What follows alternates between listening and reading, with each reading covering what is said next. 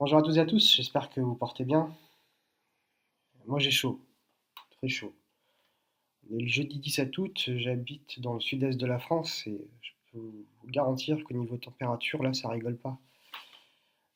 Première quinzaine d'août, on a eu des températures assez fraîches. La nuit on dormait bien. Puis là c'est reparti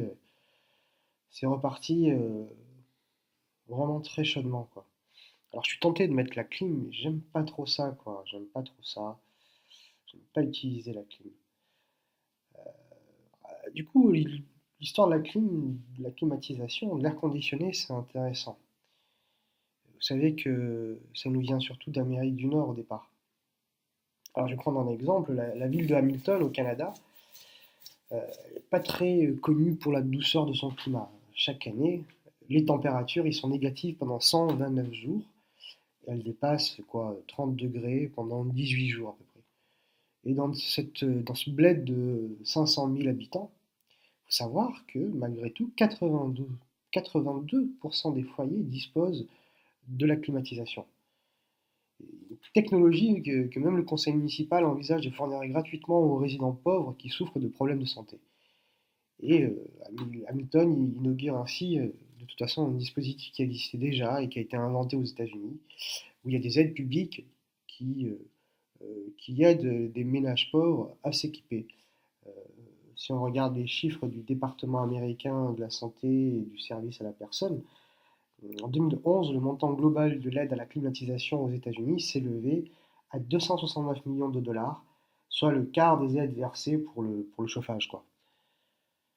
Alors subventionner l'air conditionné, ça me paraît bizarre chez nous ici, quoi. Mais en tout cas, la mesure est moins absurde qu'il n'y paraît. Chaque été, du Nevada à la Floride, il y a beaucoup d'États qui connaissent une atmosphère irrespirable avec des températures qui excèdent les 40 degrés. 40 degrés en journée, et puis qui redescendent à peine la nuit. Ils vivent sans climatiseur. C'est quoi? C'est suffoquer en permanence, c'est s'exposer à divers maux, l'hypertension, l'insuffisance pulmonaire, les troubles du sommeil, les maux de tête. Dans le sud du pays, 97% des foyers sont climatisés. Et il y a même certains États, comme l'Arizona, qui obligent les propriétaires à fournir à leurs locataires un système de climatisation en état de marche, au même titre que l'électricité ou l'eau courante. Mais le goût américain pour la fraîcheur artificielle, ça ne se limite pas seulement aux zones arides et, disons, subtropicales. Il touche l'ensemble du pays, y compris le Vermont et le Montana, où les chutes de neige sont plus fréquentes que les canicules, largement. L'air conditionné est présent partout, dans les maisons, les voitures, les restaurants, les magasins, les administrations, les transports, les stades, les ascenseurs, les écoles, les salles de sport, les églises. Et on y assure une température constante, quelle que soit la saison ou le coin du pays, à peu près un peu plus de 20 degrés. Il faut savoir que même les militaires qui partent combattre en Afghanistan, à l'époque, ils installent l'air conditionné sous leur tente.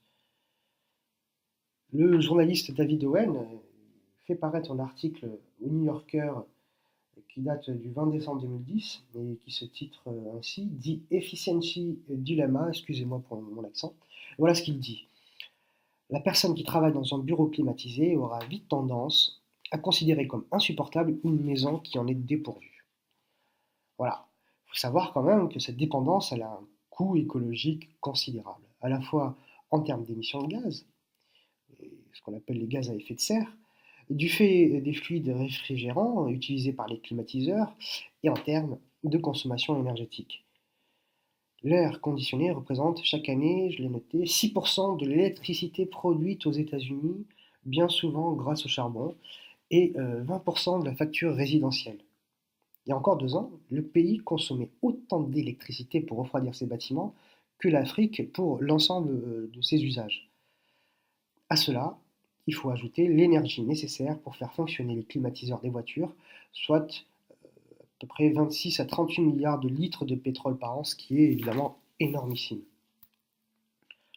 En juillet 1960, tandis que la technologie s'installait à peine dans les foyers américains, et un journaliste du Saturday Evening Post qui s'émerveille devant ce qu'il appelle la révolution de la climatisation. Et en fait, plutôt qu'une révolution, il s'agissait plutôt d'une conquête lente, progressive, méthodique. Je vais vous expliquer ça. C'est une conquête qui a été entamée au début du XXe siècle et qui gagne aujourd'hui le monde, et puis qui a remodelé le pays des États-Unis, notamment sa géographie, son urbanisme, ses loisirs, ses modes de consommation, de sociabilité, et que sais-je encore, et puis même ses pratiques sexuelles. Avant la climatisation, la chaleur de l'été était souvent jugée trop intense pour s'adonner au sport de chambre. On constatait une forte baisse du nombre de naissances 9 mois plus tard, en avril et en mai, et avec la température intérieure contrôlée, les variations forcément saisonnières de la natalité ont disparu. Quand il fit son apparition au début du XXe siècle, l'air conditionné ne visait pas le confort des humains, mais la préservation des marchandises. Contrarié de ne pas pouvoir imprimer et stocker son papier en raison des fortes chaleurs, une imprimerie new-yorkaise qui commande à l'ingénieur Willis Carrière un appareil capable de contrôler l'humidité et la température ambiante. La machine, qui fait passer de l'air par des tubes contenant un frigorigène, est prête en 1902. Elle rencontre tout de suite un grand succès immédiat. Textile, tabac, pâte alimentaire, chewing-gum, farine, chocolat et un tas d'autres produits. En moins de 10 ans, toutes les industries dont la production souffre des fluctuations thermiques se convertissent à la climatisation. En plus de préserver la qualité des produits, il y a une autre conséquence heureuse qui apparaît, c'est que les ouvriers apprécient cet air frais. La société Carrière, donc, qui a inventé la clim, vante en 1921, dans une publicité, ceci: la production est maintenue à son maximum et les travailleurs, au lieu d'être difficiles à trouver, cherchent à être embauchés dans une usine équipée par la société Carrière. Il faut savoir qu'en 1921, cette société Carrière vient de délocaliser une partie de ses activités au Mexique. 8 ans plus tard, une autre réclame précise: dans les usines climatisées, l'air plus sain et agréable a attiré les travailleurs les plus désirables et quasi éliminé les conflits sociaux. Mais le confort des salariés intéresse moins que leur rendement, ça c'est certain. En période de canicule, constatent les contremaîtres, les ouvriers perdent en productivité, les cadences ralentissent, l'absentéisme augmente. Il faut parfois octroyer des pauses supplémentaires, commencer l'activité plus tôt ou même interrompre la production. Or, on en est à l'heure du taylorisme et de la rationalisation. Les employeurs se mettent à mesurer la température susceptible d'assurer la meilleure efficacité. Le gouvernement fédéral effectue lui aussi des tests et établit que ces dactylographes perdent 24% de productivité quand on les prive de climatisation l'été. Voici ce qu'interroge d'ailleurs une publicité de cette même société, la société Carrière. Pourquoi les meilleures inventions et les progrès scientifiques et industriels viennent-ils des zones tempérées? Et on voit d'ailleurs sur la réclame un personnage à la peau tannée, affalé sur le sol, le visage couvert d'un sombrero. Et la réponse, c'est évidemment, suite de la réclame, parce que pendant des siècles, la chaleur tropicale a dépouillé les hommes de leur énergie et de leurs ambitions. Il n'y avait pas d'air conditionné, donc ils faisaient des siestes. Et voilà, quelle logique. Le titre précise température 102 degrés Fahrenheit, c'est-à-dire 39 degrés Celsius, production zéro.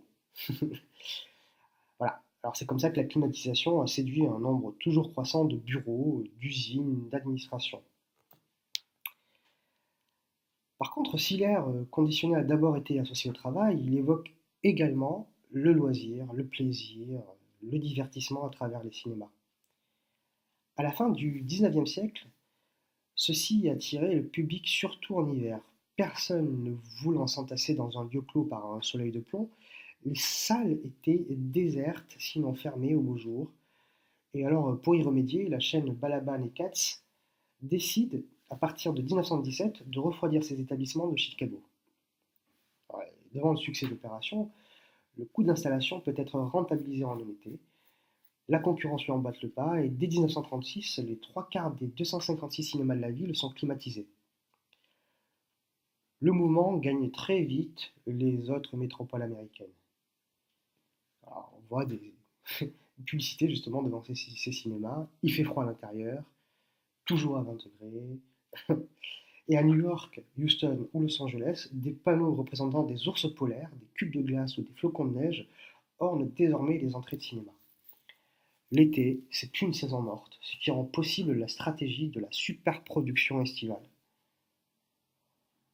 Après les cinémas, la clim conquiert les trains, les restaurants, les magasins ou encore les hôtels, selon un schéma qui est à peu près identique. Voici ce que relate un professionnel du secteur en 1937. Elle s'installe d'abord dans les établissements des grandes chaînes, puis s'étend aux établissements des chaînes locales avant de toucher les magasins indépendants et enfin atteindre les petits commerces de quartier. C'est très difficile de résister à un concurrent climatisé. Friands de modernité et ravis d'échapper momentanément à l'été, les clients délaissent les magasins surchauffés.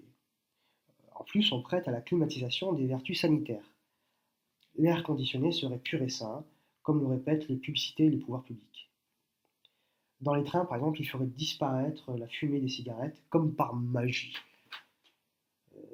Il serait également bénéfique aux femmes enceintes. Bon, c'est en tout cas ce qu'assure le commissaire à la santé de Chicago, qui conseille aux futures mères de se rendre dans les cinémas Balaban and Katz durant l'été 1921. Et elles s'y trouveront, affirme-t-il, un air, je cite, plus pur qu'à Pike Peak, dans les montagnes du Colorado. Forte de cette réputation, la climatisation va pénétrer dans les foyers américains après la Seconde Guerre mondiale. Durant l'entre-deux-guerres, plusieurs entreprises s'étaient lancées sur le marché du climatiseur individuel, mais leurs tentatives s'étaient soldées par des échecs. Trop bruyants, trop volumineux et surtout trop chers, leurs appareils n'avaient pu séduire qu'une poignée de nantis. Puis en 1951, Carrier commercialise le climatisateur, enfin on ne dit pas du climatiseur, excuse-moi, le climatiseur de fenêtre, facile à installer, pour un coût modique, et là, la ruée commence, la ruée vers le climatiseur. Dès 1960, 12% des foyers sont climatisés. 20 ans plus tard, donc en 1980, ils sont 55%. Puis 82% en 2005 et aujourd'hui presque 90%. Bon, évidemment, c'était d'abord l'apanage de la bourgeoisie, puis l'étendard des classes moyennes, et maintenant, évidemment, la climatisation est présente aujourd'hui chez presque tout le monde. Qui irait cuire à Las Vegas? En se diffusant dans l'ensemble des régions et des classes sociales, l'air conditionné a créé sa propre nécessité. Le sud des États-Unis a longtemps été moins urbanisé que le nord.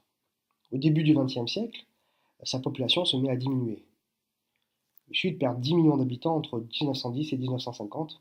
C'est essentiellement des Noirs qui fuient les lois raciales, et la pénurie d'emplois créée par la mécanisation de l'agriculture, et ces Noirs vont chercher du travail dans le Midwest. À partir des années 60, tandis que la ségrégation est officiellement abolie, la situation s'inverse. Autrefois complètement irrespirable, le Sud jouit d'une attractivité nouvelle auprès des habitants et des entreprises. On peut y profiter du soleil sans pâtir de ses inconvénients, mais aussi, évidemment, d'un environnement débarrassé des syndicats. Entre 1950 et 2000, la part des États de la Sun Belt, la ceinture de soleil, dans la population américaine passe de 28 à 40%. Voici ce que dit l'historien Gary Mormino. Sans la climatisation, il serait inconcevable que la Floride compte aujourd'hui 18,5 millions d'habitants. Je peux vous assurer, pour ceux qui ne sont pas allés en Floride, que l'été, la canicule qu'on connaît en France, c'est du, excusez-moi du terme trivial, c'est du pipi de chat. Le parc d'attractions Walt Disney à Orlando ressemblerait à un four et aucun joueur n'irait cuire dans les casinos de Las Vegas au milieu des étendues désertiques du Nevada. Perdu dans les broussailles de l'Arizona, Phoenix abritait 50 000 habitants en 1930. Il en rassemble aujourd'hui 1,5 million et ses banlieues gagnent chaque jour du terrain. Le béton et l'asphalte qui tapissent la ville absorbent la journée en journée, puis la relâchent au coucher du soleil. Ça empêche la chute nocturne des températures. Le thermomètre dépasse les 43 degrés environ 30 jours par an. En 1950, cette température était dépassée 7 jours dans l'année. Et puis au mois de juin 2017, voilà, ça a flirté avec les 50 degrés pendant 13 jours consécutifs. Et du matin au soir, des centaines de milliers de climatiseurs brandissent et rejettent de la chaleur. Une chaleur qui est rejetée dans l'atmosphère et qui fait encore grimper la température d'environ 2 degrés. Et ça justifie de monter encore le niveau de la climatisation, évidemment. Bon, c'est pas imaginable voilà, je comprends, tu vois. C'est pas imaginable d'habiter dans le sud des États-Unis sans air conditionné. Il y a encore un siècle, personne ne se posait la question. Mais la vie était alors organisée selon le climat. Les magasins fermaient aux heures les plus chaudes, les enfants étaient dispensés d'école, quand l'air devenait irrespirable évidemment, et on faisait volontiers la sieste après le déjeuner. L'architecture et l'orientation des maisons étaient aussi adaptées à la chaleur, portes et fenêtres vastes pour faire circuler l'air, plafond très haut, murs fins entre les pièces, corniches larges pour protéger des rayons du soleil, planchers surélevés par rapport au sol, porches ombragés, et si ça suffisait pas, on branchait son ventilo de plafond, une invention 10 à 20 fois moins énergivore qu'un climatiseur de chambre. On mettait ses pieds dans une bassine d'eau froide ou un linge mouillé autour de son cou. Les habitations apparues dans la Sun Belt à partir des années 60 ressemblent à celles de la Pennsylvanie ou de l'Indiana.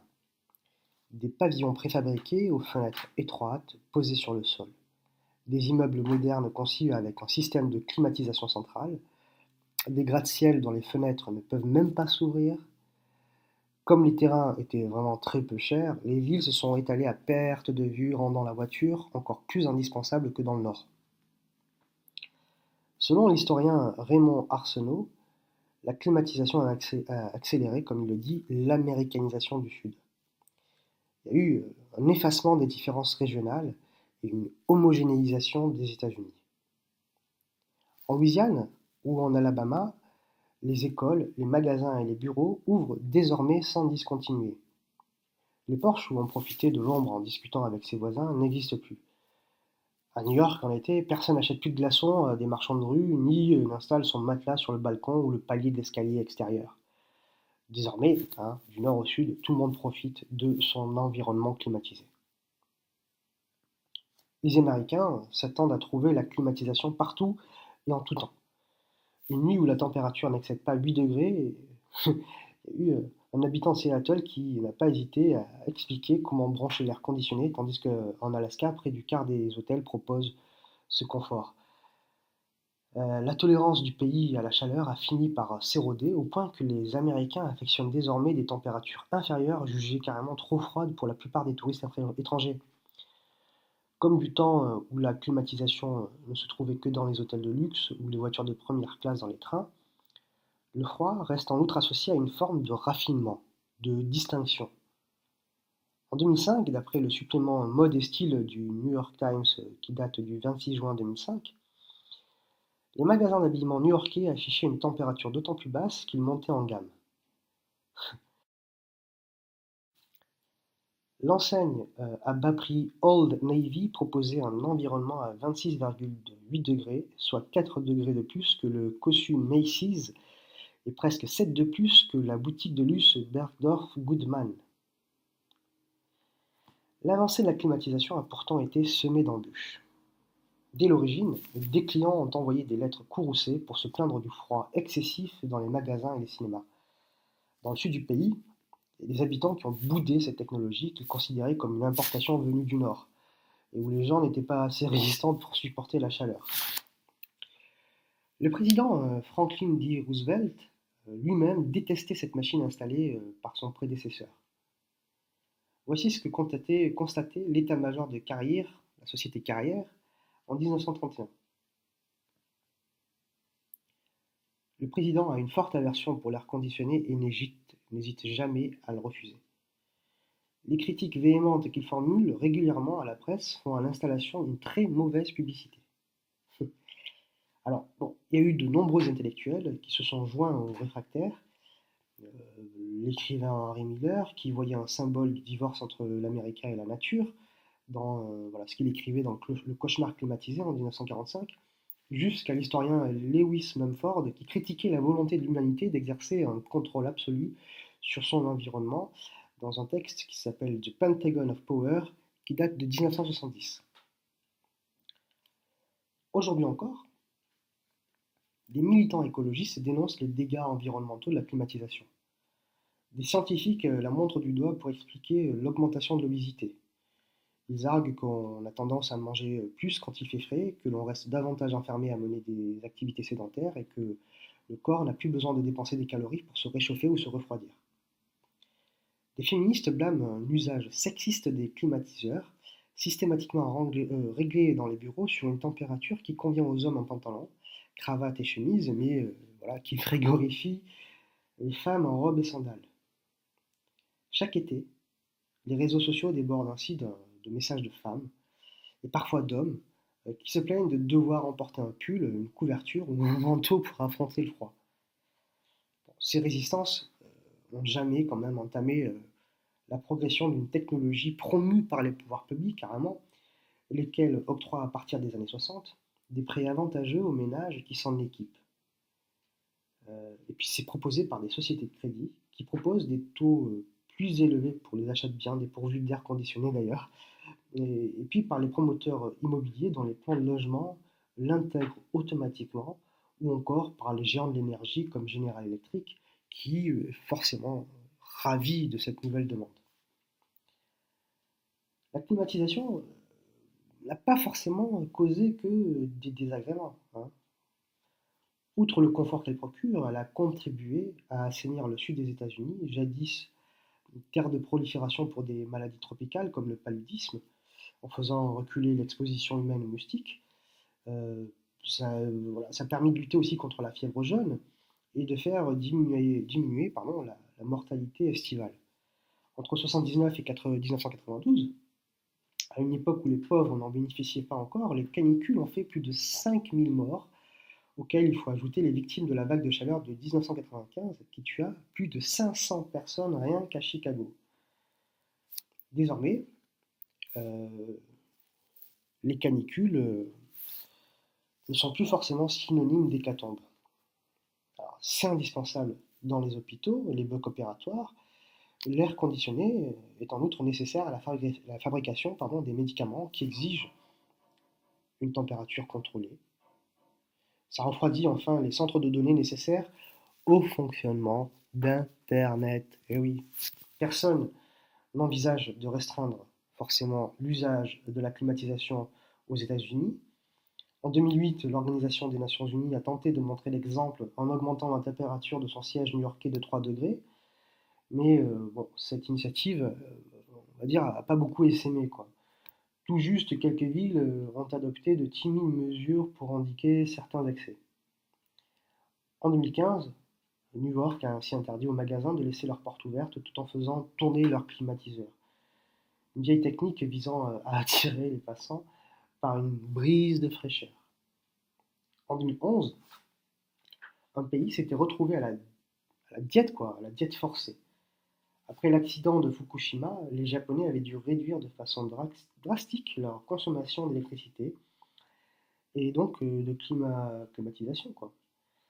Un professeur de l'université Waseda à Tokyo avait alors mesuré une diminution de la productivité des employés de bureau, une perte équivalent à 30 minutes de travail par jour. Voilà, forcément, qui n'incitera sans doute pas les employeurs américains à suivre l'exemple des Nations Unies. C'est plus vraiment aux États-Unis que se joue l'avenir de l'air conditionné. Si la consommation électrique nécessaire à la climatisation continue d'y augmenter, comme on l'a vu, bon, c'est du fait de l'agrandissement des maisons et du réchauffement climatique, les ventes de climatiseurs stagnent, les ménages se contentent de remplacer leurs vieux appareils. Et il y a de nouveaux clients qui sont apparus, évidemment, dans les pays émergents, à mesure que s'y constitue une classe moyenne urbaine. En Chine, où l'invention de Willis Carrier a littéralement envahi toutes les grandes villes, s'est ainsi vendu plus de 200 millions de climatiseurs entre 2010 et 2016. D'ici à 2020, Stan Cox estime que l'empire du milieu pourrait consommer plus d'air conditionné que les États-Unis. Alors si on compare, l'Inde demeure finalement assez peu équipée, 2 à 3% des foyers. Mais le potentiel de développement est immense, il y a un sacré marché.